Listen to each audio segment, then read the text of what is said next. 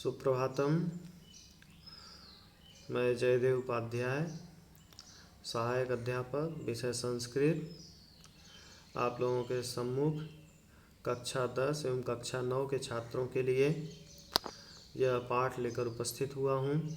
आज का हमारा पाठ्य विषय है वर्णों का उच्चारण स्थान। वर्ण कहते हैं, वर्ण उसे कहते हैं जिसका कोई विभाग न किया जा सके, यानी ये भाषा की सबसे छोटी इकाई है। इसके आगे इसका विभाग नहीं हो सकता है। पुनः हम वर्णों का उच्चारण करते हैं मुख के द्वारा या नासिका से। तो मुख के अंदर कुछ भाग स्थित हैं, तालु है, कंठ है, दंत है इत्यादि। इन स्थानों से वर्णों का उच्चारण किया जाता है। तो जिन स्थानों से जिस वर्ण का उच्चारण किया जाता है वह स्थान उस वर्ण का उच्चारण स्थान कहा जाता है। इन्हीं उच्चारण स्थानों को आज हम देखेंगे। यहाँ पर आप देख रहे होंगे वर्णों तीन कॉलम बनाए गए हैं: उच्चारण स्थान, वर्ण और सूत्र। क्रमशः पहले यहाँ पर उच्चारण स्थान दिया गया है कंठ। तो कंठ स्थान से उच्चारण किए जाने वाले वर्ण हैं अ, क, ख, ग, घ, ङ, ह और विसर्ग। ये कंठ से उच्चारण किए जाने वाले वर्ण हैं। इसके साथ ही इसका सूत्र भी दिया हुआ है। ये सूत्र दे दिया है। यदि इन सूत्रों के माध्यम से आप इसे समझ करके याद करेंगे तो आपको याद करने में बहुत आसानी हो जाएगी। अभी हम केवल यहाँ पर सूत्रों को पढ़ेंगे, आगे हम इसकी व्याख्या करेंगे, अर्थ बताएंगे। अब देखें, अगला उच्चारण स्थान है तालु। ई, इकार, च, छ, ज, झ, ञ, य, श, इनका उच्चारण स्थान तालु है। तथा अगला उच्चारण स्थान है मूर्धा। मूर्धा यानी री, ट, ठ, ड, ढ, ण, र, श, इनका उच्चारण स्थान मूर्धा है। अगला उच्चारण स्थान है दंत। दंत से उच्चारण किए जाने वाले वर्ण है ली, त, थ, द, ध, न, ल, स। इसका सूत्र है लृतु लसानाम दंताः। अगला उच्चारण स्थान है ओष्ठ। ओष्ठ से उच्चारित किए जाने वाले वर्ण है उ, प, फ, ब, भ, म। इसका सूत्र है उपू पद्मानीयाना मोष्ठौ। अगला उच्चारण स्थान है नासिका। नासिका से उच्चारित किए जाने वाले वर्ण हैं य, म, ङ, न। इसका सूत्र है यम गणनानाम नासिका च। अगला उच्चारण स्थान है कंठ तालु। ये दो यहाँ पर एक साथ हैं, यानी दोनों ही उच्चारण स्थान है ए, ऐ। इन दोनों वर्णों का उच्चारण स्थान है कंठ तालु। इसका सूत्र है ए दैतोः कंठ तालु। अगला उच्चारण स्थान है कंठ ओष्ठ। ये कंठ और ओष्ठ दो उच्चारण स्थान है ओ और औ। इन दोनों ही वर्णों का ये कंठ और ओष्ठ उच्चारण स्थान है। सूत्र है ओ दौतोः कंठोष्ठम, यानी ओकार औकार, इन दोनों का उच्चारण स्थान कंठ और ओष्ठ है। अगला उच्चारण स्थान है दंत ओष्ठ। ये दो एक साथ दिए, यानी दोनों ही का उच्चारण स्थान है व। ये व शब्द है, इसका उच्चारण स्थान क्या है? दंत और ओष्ठ दोनों है। इसका सूत्र है वकारस्य दंतोष्ठम, यानी व का उच्चारण स्थान दंत और ओष्ठ दोनों होता है। अब आगे चलते हैं। आपने उच्चारण स्थानों को जान लिया, किन वर्णों का क्या उच्चारण स्थान है। अब ये उच्चारण स्थान मुख में कहाँ पर स्थित हैं, इसको हम देखेंगे। एक चित्र के माध्यम से हम देखेंगे इसे। क्रमशः आपको समझने में आसानी होगा। मुख के कुछ भाग हैं जिसको आप आसानी से जान जाते हैं, जैसे दंत है, ओष्ठ है, नासिका है, इसको आप लोग जानते हैं। कंठ, यह कहाँ पर स्थित है, इसको देखेंगे। कंठ वैसे भी आप लोग जानते हैं, लेकिन पुनः देख लें, ये चित्र के माध्यम से देखें। ये कंठ गले के इस भाग में यहाँ पर स्थित होता है। यहाँ पर ये कंठ वाला भाग है, गले में इस भाग में यहाँ पर कंठ स्थित है। यहाँ से क वर्गीय वर्णों का, हकार का, विसर्ग का उच्चारण किया जाता है। पुनः एक उच्चारण स्थान है तालु। तालु से किन वर्णों का उच्चारण होता है आपने पहले देखा, लेकिन तालु कहाँ पर स्थित होता है इसको हम अभी देखेंगे। ये देखें यहाँ पर है, ये इस चित्र के माध्यम से देखें तालु, यहाँ पर ये तालु स्थित है। मुख में ये दांत जहाँ पर लगभग समाप्त होते हैं उससे थोड़ा सा ऊपर, ये थोड़ा सा ऊपर जो है यहाँ पर ये थोड़ा सा ऊपर और थोड़ा सा आगे की तरफ में ये यहाँ पर तालु नामक स्थान होता है। और एक उच्चारण स्थान और है जिसके बारे में भी लोगों को संदेह रहता है, मूर्धा। ये मूर्धा कहाँ पर स्थित होता है यहाँ देखेंगे। मूर्धा चित्र के माध्यम से दर्शा रहे हैं ये यहाँ पर, यानी ये जो तालु आपने अभी देखा ये तालु स्थान है। तालु स्थान और ये दंत जो आगे का दंत है, इन दोनों के बीच में ये स्थान जो है ये है मूर्धा। जो आप ट वर्ग का उच्चारण यहाँ से किया जाता है। ट जब आप ट बोलते हैं तो जीवा जा करके यहाँ ऊपर में इस स्थान को स्पर्श करती है। जो मूर्धन्य श होता है ज़्यादातर लोग उच्चारण नहीं कर पाते हैं सही से, उसका भी उच्चारण स्थान जब उच्चारण करेंगे तो जिह्वा का स्पर्श यहाँ पर जाकर के होना चाहिए। इस तरह से श, इस तरह से इस स का उच्चारण होता है। अब हमने आगे कहा था कि सूत्रों की हम व्याख्या करेंगे, अर्थ देखेंगे। जब यहाँ पर हमारा पहला सूत्र है इसका हम लोग पहले उच्चारण करेंगे। अकुह विसर्जनीयानां कंठः। अकुह विसर्जनीयानां कंठः। अब ये अ तो आप जानते हैं। अब ये कु क्या है? अब इसमें कु जो शब्द आया, ये कु क्या चीज़ है इसको नहीं जानते हैं। अब इस कु को जानने के लिए हम पाणिनि जी का सूत्र का ध्यान देंगे। अकुह, ये कु इति कवर्गः, ऐसा उन्होंने कहा है। कु इति कवर्गः, कुचु टूतु पु एते उदितः, ऐसा भी उनका नियम है, सूत्र है। तो कु यानी क वर्ग, तो कु कहने से सभी क वर्ग के पांचों वर्णों का ग्रहण होगा। जैसे यहाँ पर देखिए लिखा हुआ है क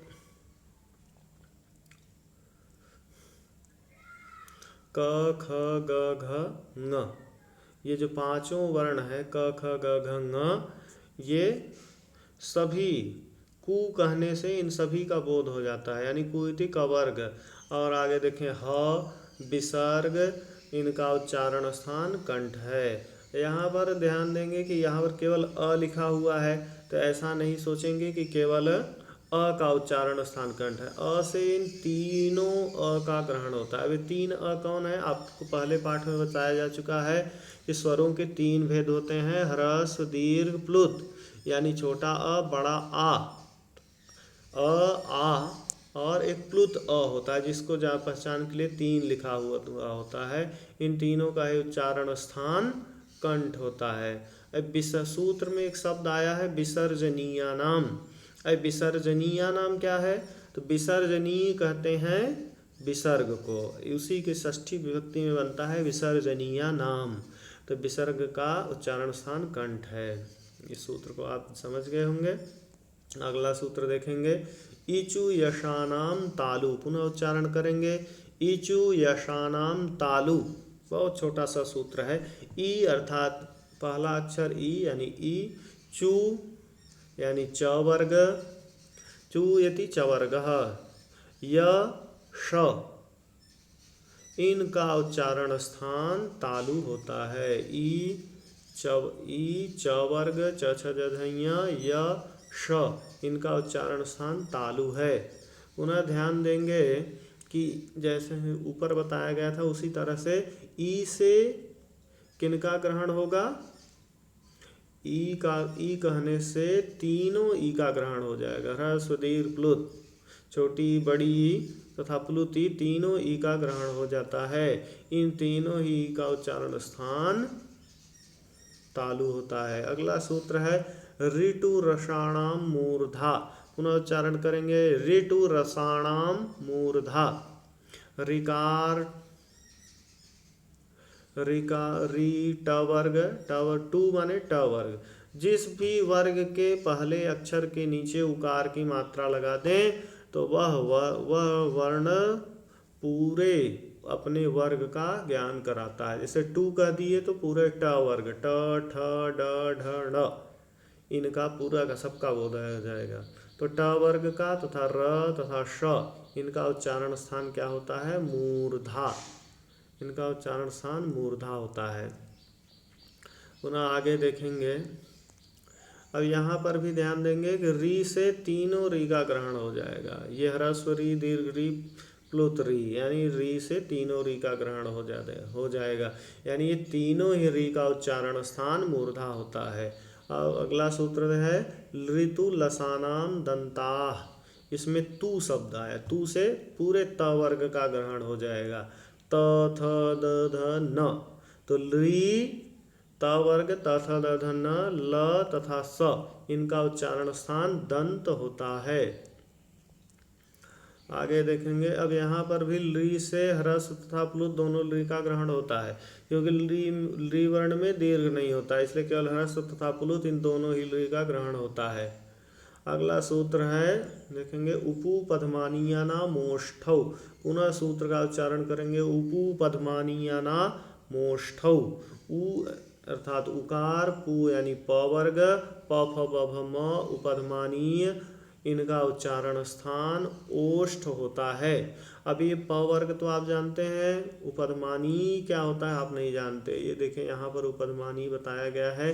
प और फ से पहले ये जो आधे विसर्ग जैसा चिन्ह बना होता है इसे ही उपधमानी कहते हैं। इसका प्रयोग वेद में होता है, श्लोक में बहुत कम होता है, इसलिए पुस्तकों में इसे दिया नहीं जाता है। फिर भी आप जानते रहें कि उपधमानी दिया है सूत्र में, तो उपधमानी क्या होता है इसको ध्यान रखें। अब यहाँ पर भी ध्यान रखेंगे कि ऊ से तीनों ऊ का ग्रहण हो जाता है, यानी ह्रस्व दीर्घ प्लुत, ह्रस्व दीर्घ प्लुत तीनों ऊ का ग्रहण होता है, यानी तीनों ऊ का उच्चारण स्थान ओष्ठ होता है। अगला सूत्र देखें यम गणनानाम नासिका च। इसमें 5 शब्द आए यम गण न, यम गण न, इन पांचों का उच्चारण स्थान नासिका होता है। नासिका यानी नाक, तो नाक से इनका पांचों का उच्चारण होता है, नासिका। अब यहाँ पर देखें कि ये सभी शब्द यम गण न पहले भी आ चुके हैं, तो इनके दो दो उच्चारण स्थान हो जाते हैं इनके भी। जैसे ये ङ य, ये किस वर्ग का अक्षर है? य, ये च वर्ग का 5वां अक्षर है, तो इसका उच्चारण स्थान क्या होता है? तालु होता है। तालु के साथ साथ नासिका भी हो गया। और इसके बाद अगला वर्ण है म। म का उच्चारण स्थान क्या होता है? ओष्ठ, तो ओष्ठ तो होता ही है, इसके साथ साथ नासिका भी हो गया। अगला वर्ण दिया है ङ। अब इस ङ का उच्चारण स्थान क्या होता है? कंठ, तो कंठ है, कंठ के साथ साथ नासिका भी हो गया। अगला वर्ण दिया है ण। ण का उच्चारण स्थान क्या होता है? मूर्धा, तो मूर्धा तो है ही, मूर्धा के साथ साथ नासिका भी है। एक वर्ण और बचा है न। अब इस न का उच्चारण स्थान आपने क्या पढ़ा था? दंत, तो दंत है, दंत के साथ साथ नासिका भी है, इसीलिए सूत्र में कहा गया है नासिका च, यानी नासिका भी, यानी ये सब वर्ण, ये उच्चारण स्थान, इन सभी वर्णों का उपरोक्त जो बताया गया वो उच्चारण स्थान तो है ही, इसके साथ साथ इनका उच्चारण स्थान नासिका भी है। अगला सूत्र है ए दैतो कंठ तालु, यानी ए ऐ इनका उच्चारण स्थान कंठ तालु दोनों होता है। अगला सूत्र है ओ दौतो कंठोष्ठम, ओ औ, ओ औ, इनका उच्चारण स्थान कंठ और ओष्ठ दोनों होता है। अगला सूत्र है वकारस्य दंतोष्ठम। वकार से षष्ठी विभक्ति है, इसका अर्थ हो जाएगा वकार का, यानी व का उच्चारण स्थान दंत और ओष्ठ दोनों होता है। दंत भी है और ओष्ठ भी, ये दोनों ही व का उच्चारण स्थान होते हैं। अगला सूत्र देखेंगे जिह्वा मूलीयस्य जिह्वा मूलम। ये जिह्वा मूली वर्ण है, लोक में प्रयोग नहीं होता है, वेद में ही ज़्यादातर प्रयोग होता है, इसलिए इसको देते नहीं हैं पुस्तकों में। पुनः आपकी जानकारी के लिए यहाँ दे दिया गया है कि जिह्वा मूलीय जिस तरह से आपने पहले ऊपर उपध्मानीय को जाना था, उसी तरह से ये जिह्वामूली भी होता है। जिह्वामूली का भी वैसा ही चिन्ह है, आधे विसर्ग जैसा। इस तरह से क और ख से पूर्व, क और ख से पहले यदि ये आधे विसर्ग का चिन्ह आए तो इसको जिह्वामूली जानना चाहिए। इसका उच्चारण स्थान क्या होता है? तो कहते हैं जिह्वा मूल। जिह्वा मूली का उच्चारण स्थान जिह्वा मूल है। तो जिह्वा का जो मूल है वहाँ से इसका उच्चारण होता है। अगला सूत्र है नासिकानुस्वारस्य, यानी अनुस्वारस्य नासिका। अनुस्वार का, अनुस्वार आप लोग जानते हैं, ये बिंदी इस तरह से जो वर्णों ऊपर रहती है बिंदी बनी हुई, इसको अनुस्वार कहते हैं। इस अनुस्वार का उच्चारण स्थान क्या होता है? नासिका। नासिका से इसका उच्चारण स्थान होता है। इसके बाद आप लोगों के लिए गृह कार्य मैंने दिया है, इसको आप लोग देख लें। इन सभी प्रश्नों का आप उत्तर अपनी कापियों में लिखेंगे।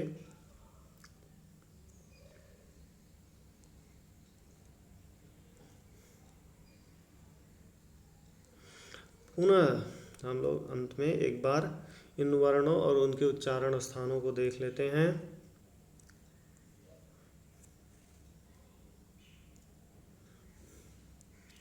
अ, आ, क, ख, ग, घ, ङ, ह और विसर्ग, इनका उच्चारण स्थान कंठ। ई, च, छ, ज, ध, य, श, इनका उच्चारण स्थान तालु। री, ट, ठ, ड, ढ, ण, र, श, इनका उच्चारण स्थान मूर्धा। ली, त, थ, द, ध, न, ल, स, इनका उच्चारण स्थान दंत। उ, प, फ, ब, भ, म, इनका उच्चारण स्थान ओष्ठ। ए, ऐ, इनका उच्चारण कंठ और तालु दोनों होता है। ओ, औ, इनका उच्चारण स्थान कंठ और ओष्ठ होता है। व का उच्चारण स्थान दंत और ओष्ठ होता है। य, म, ङ, ण, न, इनका उच्चारण स्थान नासिका भी होता है। अनुनासिक वर्ण एक होता है जिसका उच्चारण स्थान मुख और नासिका दोनों से ही किया जाता है। मुख आपने इतना बहुत अच्छे ध्यान से पढ़ा, इसको आप लोग याद करिए। इसमें जो सूत्र आप लोगों को बताए गए बहुत सरल है, सूत्रों के माध्यम से याद करेंगे तो आपको याद करने में भी बहुत आसानी हो जाएगी। बहुत सरल सरल सूत्र दिए हैं। इन वर्णों का उच्चारण स्थान आपको ध्यान में रखना है, इसको याद कर लेना है। ये सब बहुत ही कार्य में आने वाले उच्चारण स्थान है। वर्णों का शुद्ध उच्चारण करना चाहिए और उनका शुद्ध उच्चारण आप तब करेंगे जब आप जानेंगे कि इन वर्णों का उच्चारण कहाँ किस स्थान से होता है। धन्यवाद।